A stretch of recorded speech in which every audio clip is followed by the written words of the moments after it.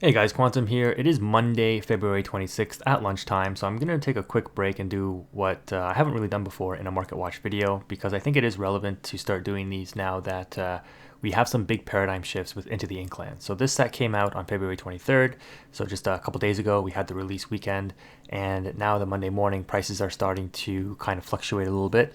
Not necessarily settle because there's still a lot of product to be open, but what I want to do in this video is outline the 4 chase legendaries of the set. And again, if you watched our content, my content, other content creators, you know that Ursula Deceiver of All, Jafar, Striking Illusionist, Robin Hood, Champion of Sherwood, and Jim Hawkins, Space Travelers were the cards pegged to be the chase cards in the set because they were very good in testing, as expected. When we saw these spoilers, we knew they were going to be very good. As context, before I get started, I'm somebody who does like to own playsets of the meta relevant cards and the whole set if possible in real life, and so I personally like to look for value. So for example, I bought my Beach Tragic Heroes at 25 to 30. I bought my Mufasas at 7 to 10. We all know what happened with those. This is in Canadian dollars, by the way. I don't win them all though. I bought my Cinderellas at like 12. They ended up dropping to 5. You know, I bought my Arthurs at 12 to 15. They ended up dropping to like 5 or 6. So you don't win them all, but you try to do your best to make an educated guess. And the best way to do that is to look at what's the driving forces in the metagame, right? What is actually being played, what's good. That is what drives prices. So to start off, you have Ursula, Deceiver of All. Many people, including myself, mentioned that this was going to be the best legendary in the set, just because in testing, it proved to be very powerful. And this is another card where, again, I've talked about this in my other videos, where as you get more songs released, right, in set 4, set 5, etc., this card just gets better over time, right? Just being able to play any 3 cost or lower song again for free is insanely strong. And so this card's utility only goes up over time. This will likely be the Beast Tragic Hero of Into the Inklands. As context, on the Friday evening, so again, the day the set was released, there was a Canadian shop that had this card listed at $30 at, I think it was like 1 a.m. when I checked before I went to bed. I woke up for League, I woke up at 7 a.m. on the Saturday, so I only got like 6 hours of sleep. The price updated to $37 each. So within those 6 hours overnight, the price went to $37. I looked, they had 3 copies in stock, still same as the day before, and I pulled the trigger at $37. After I went to League at around 9:30, 10 a.m., I went to League, see if anybody had copies of this card. People only had like 1 copy at most, or 0 copies. Many people were still looking for it. Many people, didn't care, I guess, for it, or didn't know it was really going to be that good. So again, just shows you the dynamic between people who look at stuff online and actually watch gameplay and see what's good versus many people who don't. And so while I was at League, I pulled up my phone, pulled up the website, saw they were still in stock at 37. I pulled the trigger and bought all 3. It was $111, unfortunately. But then fast forward to Monday afternoon at lunchtime, the card is listed on that same Canadian website, out of stock now, for $62. So from that Friday evening when it was listed at 30, it did go through multiple price spikes. Like I said, it was listed at 37, then it went to 42, then it went to 46. Because I kept checking periodically, and then it went to $62 on the Monday afternoon. And seeing that, I decided to make this video because you can see here on TCG Player, the card is pretty much bought out. Now again, we've only gone through 1 release weekend, so there's still a lot of products still to be opened probably over the next 2 weeks. But this is a card that I don't really see coming down all that much. If you could get this card between $35 to $40 in Canadian dollars, so convert that if you're an American viewer, I think that's worth it. Higher than that, I again, this is not financial advice by any means, air quotes disclaimer. This is just my opinion on where I think this card is the Beast Tragic Hero of the set. So I think it does settle around like $55 Canadian. Will Emerald be a threat in the meta? I think it will be. I mentioned this in my previous videos where Emerald was kind of the worst color in the first 2 sets. But with this single card, the Emerald utility cards have instantly become a meta contender. So that's the power of what one card can do for an ink combination. And this is what's nice as context again, guys, comparing like this game to like Yu-Gi-Oh, because I know that's the game I came from. With Yu-Gi-Oh, you have a single card being worth $200 because there is no differentiation. The differentiation that you get with LORCANA is some people will just choose not to play Emerald, and as a result they won't look for this card. So that kind of keeps the price of the card in check, whereas in Yu-Gi-Oh, everybody needs the card Bonfire, which just came out, and so every deck needs it if you want to be competitive, because the fire deck is the most competitive deck in the format. As a result, the card's worth $170 Canadian because everybody has to play it in order to be competitive. Whereas in Lorcana, and probably in Magic too, right? If you choose not to play this color combination, well, in Lorcana it's even more segmented, right? Because in Magic you can pair up to like all 5 colors in a single deck. In Lorcana you can only have 2. So that is a big pro for the stabilization of prices in Lorcana, because as a player you can look at this card and be like, I don't care because I'm not playing Emerald. I choose not to play Emerald. It's not my play style. I just don't like it. The card's too expensive. I'll play something else.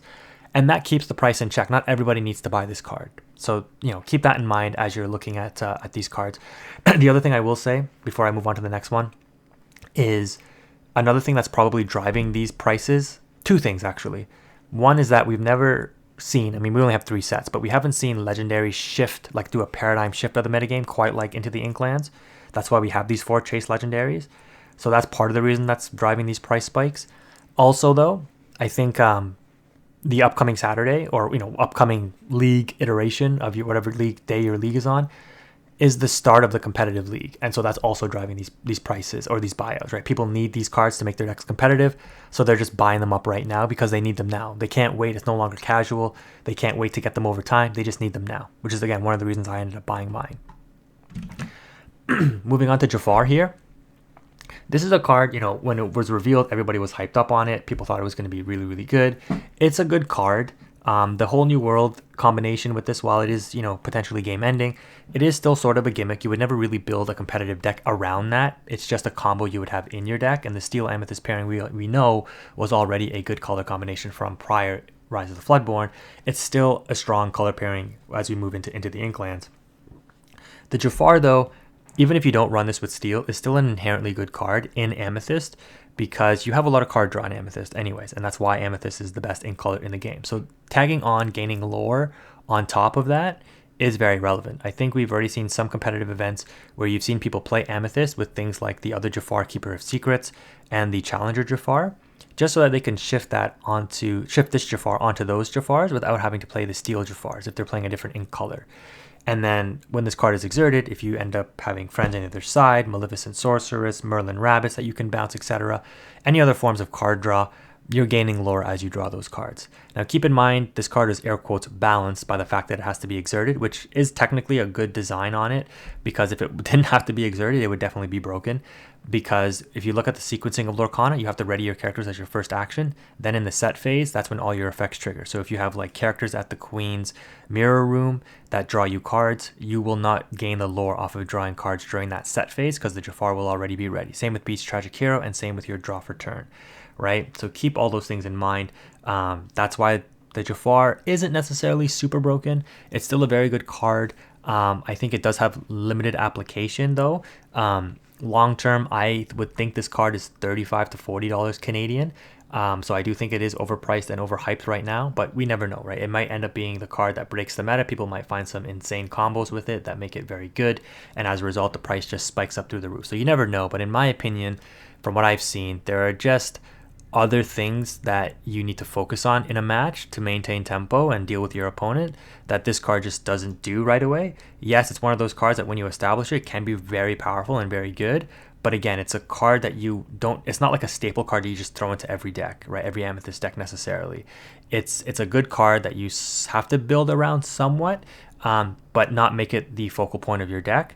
So with that in mind, because it's not one of those air quotes staple cards, I do think it is a little overpriced as of right now. Next up, we have Robin Hood, Champion of Sherwood.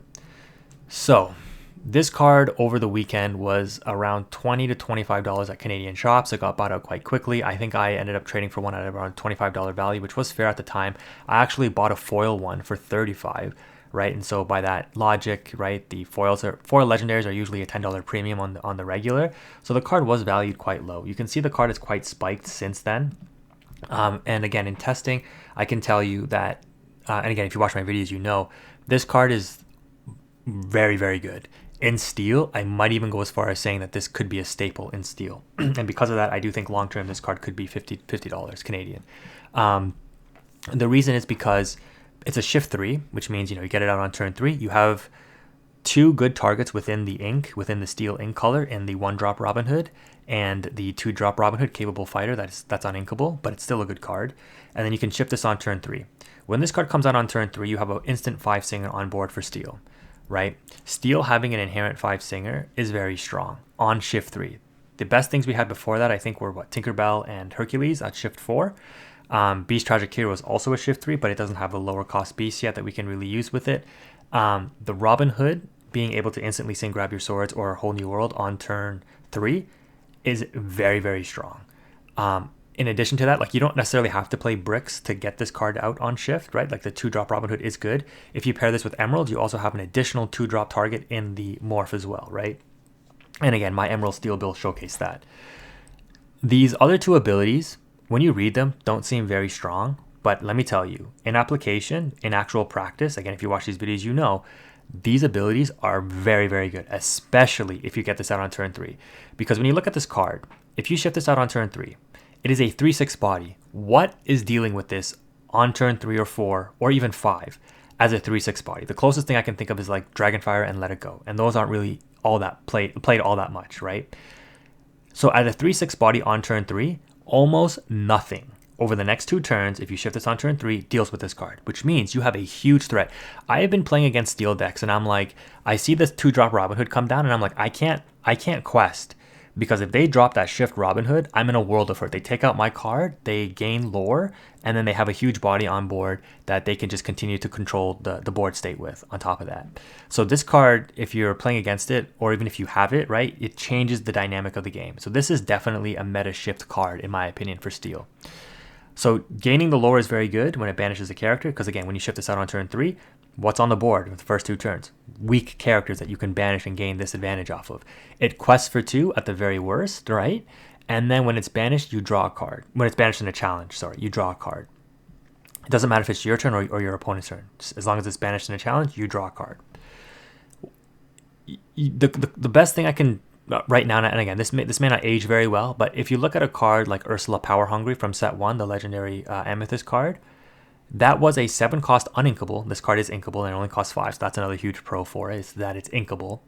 The Ursula Power Hungry was a 7-cost uninkable, 2/8 body, so kind of in a similar vein, low strength, high willpower. Did not have a shift, quested for 3, which was huge, drained a lore instead of gaining a lore, or gaining 2 lore.